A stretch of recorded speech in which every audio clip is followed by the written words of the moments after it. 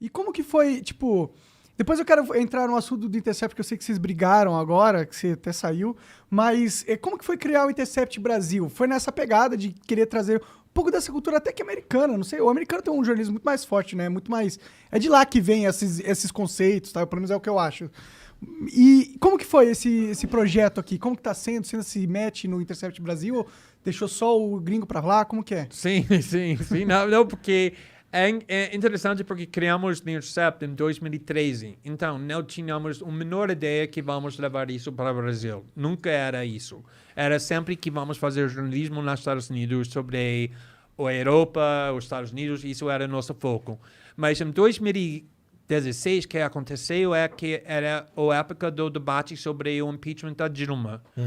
E o que estava me incomodando muito é que a grande mídia estava completamente unida apoiando o impeachment da Dilma. E vamos deixar no lado, o impeachment está certo ou não está certo, tudo isso.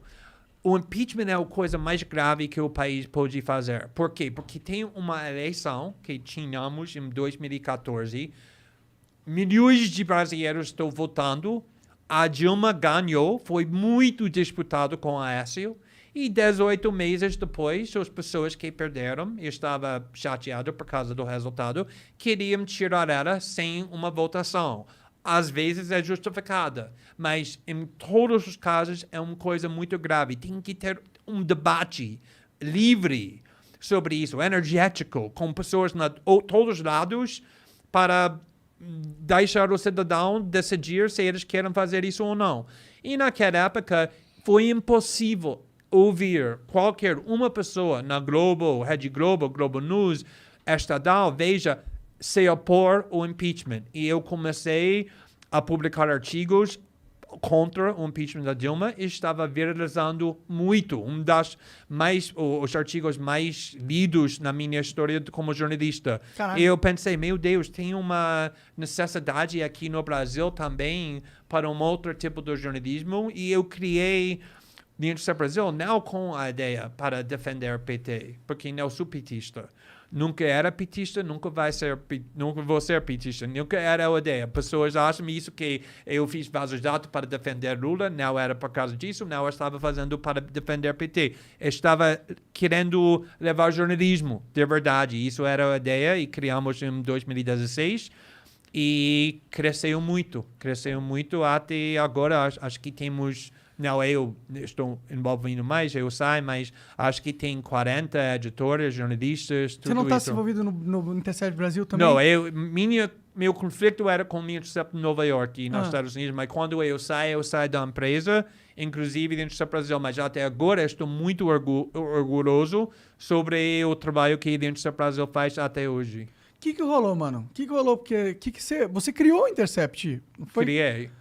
Que foi? Como que tu sai da parada? O que rolou, mano? Me conta essa porra. É como um site que eu fundei, pode censurar. É isso.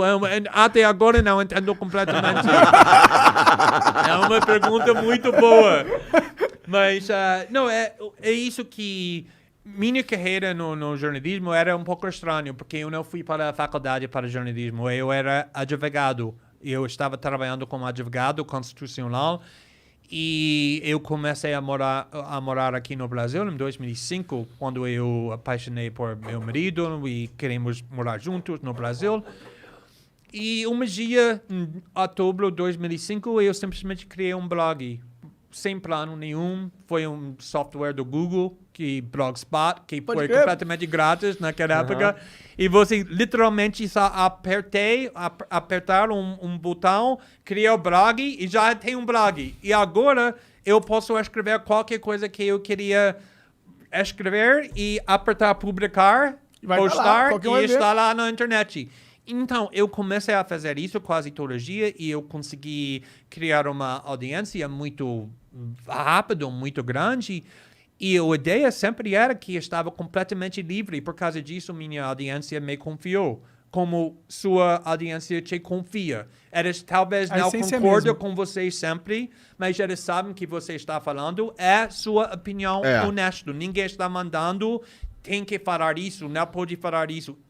Essa confiança é crucial. E eu tinha isso. Então, sempre quando eu fui para jornais para trabalhar ou revistas para trabalhar, eu botei no meu contrato, ninguém pode me editar sem eu pedir.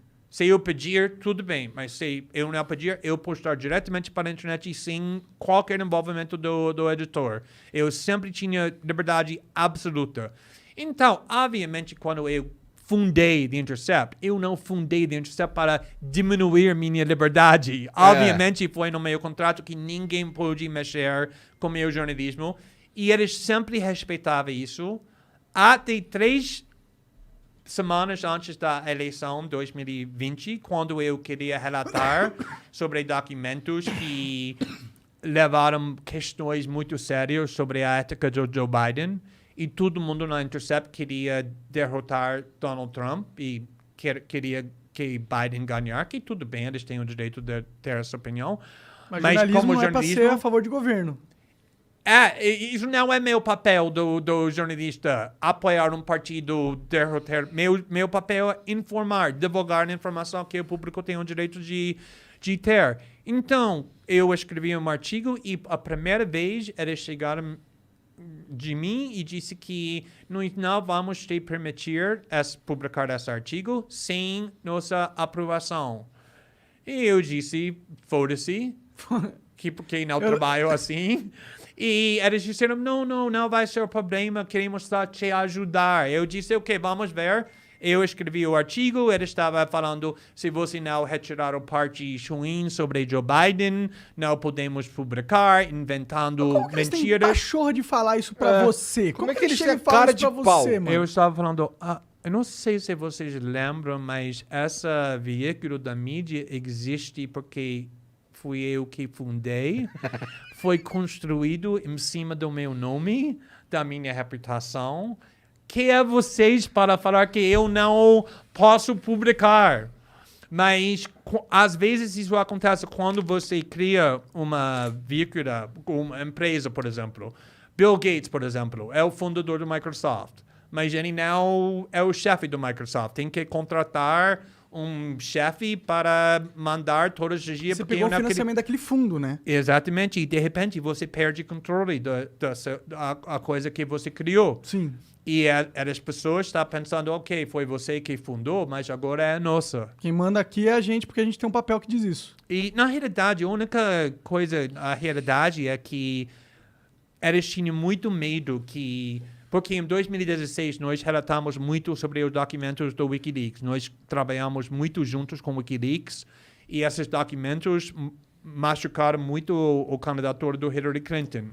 E naquela época ninguém se importava porque todo mundo estava presumindo que Hillary Clinton ia ganhar. Então tudo bem, vai atacar Hillary Clinton, ela vai ganhar, Donald Trump vai perder.